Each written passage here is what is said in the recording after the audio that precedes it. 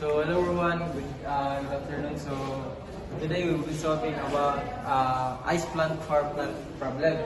So what are given? We have the initial temperature of 16.5 degrees Celsius and the refrigerant is R22 and the final temperature is negative 5 degrees Celsius and the water tank is equals to 320 liters and the brine is 20 liters and the specific heat of water is 4.186 kilojoules per kilogram times Kelvin.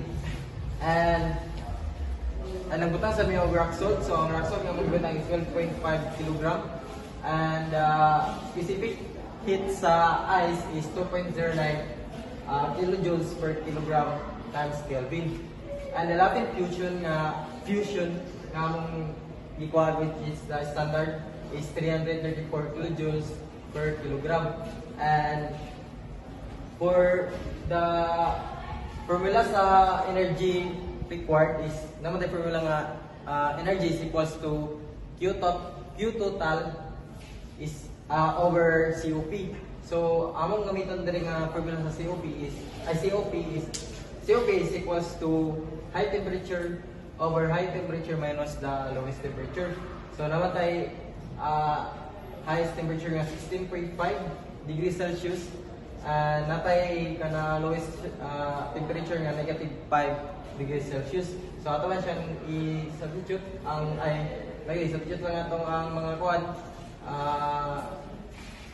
mga given. So 16.5 over 16.5 minus negative 5 natin makuha nga COP nga 0.77. So first, kuha na to una ang sensible cooling.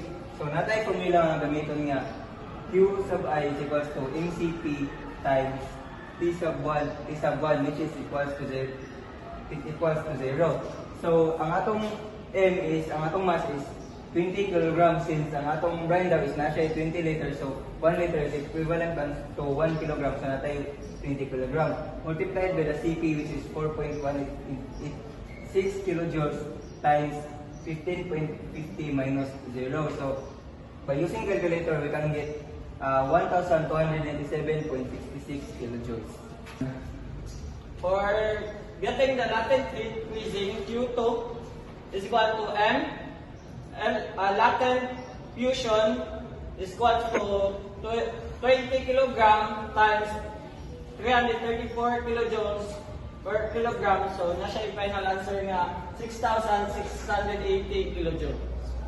So for sensible cooling, we have Ti 0 and Tf is negative 5. So using the formula, Q3 equals MCP times Ti minus Tf. So M is 20 kg, Cp is 2.09 kilojoules over kilogram per A times K times Ti 0 and Tf is negative 5. So using the formula we get, using the calculator, we get 209 kilojoules. For the heat total, we have the formula of Qt equals to Q plus Q2 plus Q3. So the Q1 here is 1297.66 and our Q2 here is 6.680 and the Q3 is 209. So equals 8,186.66 kilojoules. To convert it, we will use 1 kilowatt over 3,600 kilojoules. So the total would be, the heat total would be 2.279 kilowatt hour. So for energy required, we will use the formula Qt over COP. So we have a Qt of 2.279 kilowatt hour over COP of 0.77. Divided, we get 2.96 kilowatt hour.